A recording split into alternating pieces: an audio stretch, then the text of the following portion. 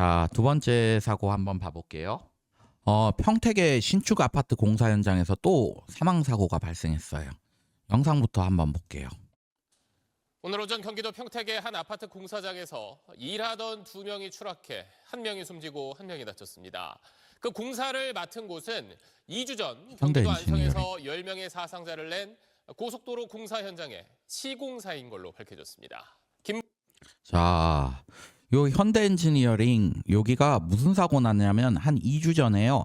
여러분들 이 사고 아시죠? 사고 현장의 교량 시공사는 최근 무너진 10명의 사고들. 사상자가 발생한 경기 안성 교량 붕괴 사고 현장 시공을 맡았던 저렇게 현대엔지니어링으로 크게 사고 붕괴될 수도 2주 있네요. 만에 또다시 인명사고가 났습니다.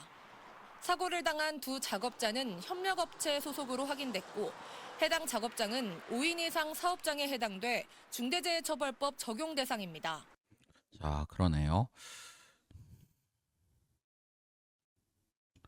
이 사고 내용 좀 살펴볼게요. 자, 경기 평택의 한 신축 아파트 공사 현장에서요. 경찰 과학수사대 직원들과 현장 관계자들이 모여 있습니다. 자, 오전 10시 반쯤에 작업 중이던 노동자 2명이 추락해서 1명이 숨지고 1명이 다쳤다. 사고 당시에 타워 크레인으로 거푸집을 내리고 지상에 내리는 작업을 반복 중이었는데 지상에서 거푸집이 완전히 해체되지 않은 상태에서 타워 크레인이 다시 올라가며 사고가 발생한 것으로 파악된다. 거푸집이 뭐죠? 여러분들 그 아파트 지으려 그러면 콘크리트가 딱 굳어져야 되잖아요. 근데 기둥 같은 거 만든다고 생각해 보세요. 그러면 걷다가 콘크리트를 계속 반죽한 것을 올린다고 해서 그 콘크리트가 다 옆으로 쏟아지잖아요. 그러니까 이런 기둥 모양으로 딱 거푸집 형상을 만들어 가지고 그 안에다 콘크리트를 부어 가지고 양생을 시키잖아요. 자, 그게 거푸집이에요. 우리가 콘크리트나 어떤 액체 같은 것에 형상을 만들어내기 위해서 바깥에 만든 그 임시적인 그런 형틀이죠. 그 거푸집을 아파트에서도 고층에서 그런 것을 만들기 위해서는 그걸 만들어 가지고 이제 올려야 되잖아요. 자, 올린 상태에서 거푸집이 결국 콘크리트 공사가 끝나 가지고 그걸 다시 타워 크레인으로 지상까지 내린 거예요. 지상까지 내린 상태에서 이제 그 거푸집을 해체를 하고 또 다른 거푸집을 타워 크레인에 붙여가지고 이제 또 위로 올려가지고 그 거푸집을 설치해야 되잖아요. 근데 그 해체 작업을 위해서 거푸집에 작업자 2명이 올라가 있었는데 이게 타워 크레인에 이음새를 떼고 있는 와중에 타워 크레인이 갑자기 다시 올라가면서 미처 갱폼이 떨어지지 않아서 한 명은 3m 높이에서 추락해서 발목 부상, 한 명은 6m 높이까지 올라갔다가 떨어져서 숨졌다. 자, 그런 거 있잖아요. 우리 풍선 같은 거 되게 여러 개를 달아놓으면 사람들이 이렇게 뜹니다. 그리고 우리 몽골 같은 데서는요. 이 독수리들이 사람이나 조그만한 이런 동물들 채가거든요. 그러면 순식간에 사람들 올라가거든요. 그러면 당연히 뛰어내려야 되잖아요. 이렇게 안전장치가 덜 돼 있다 그러면. 그래서 뛰어내린 것 같아요. 제가 봤을 때는. 더 높이 올라가기 전에요. 근데 여러분들 이 사고가 왜 났을까요? 이 사고.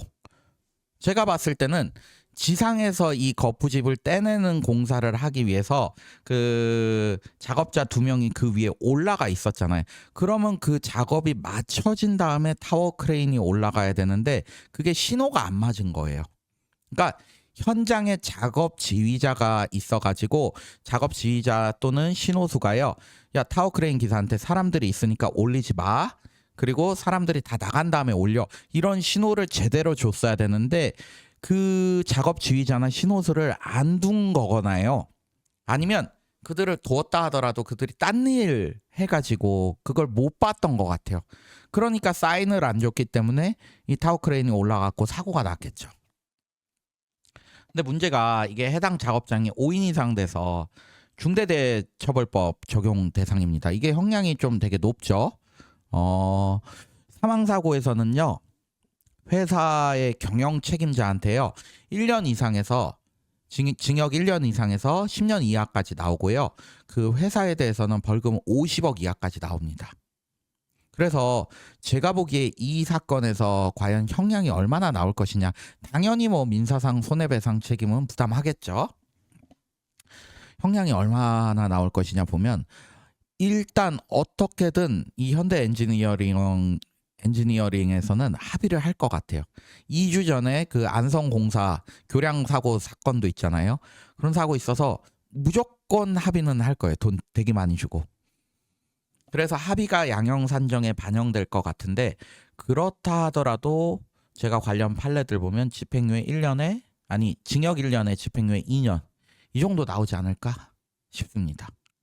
그리고 회사에 대해서는 통상적으로 사망사고 1인당 요새 벌금 한 5천만 원 정도씩 물리고 있습니다. 근데 현대 엔지니어링 같은 경우에는 안성 고속도로 사고 난 지 얼마 또 되지 않았기 때문에 한 1억까지 제재적 의미에서 벌금이 부과될 수 있지 않을까 하는 생각도 듭니다. 사고가 좀 적었으면 좋겠네요, 현장에서.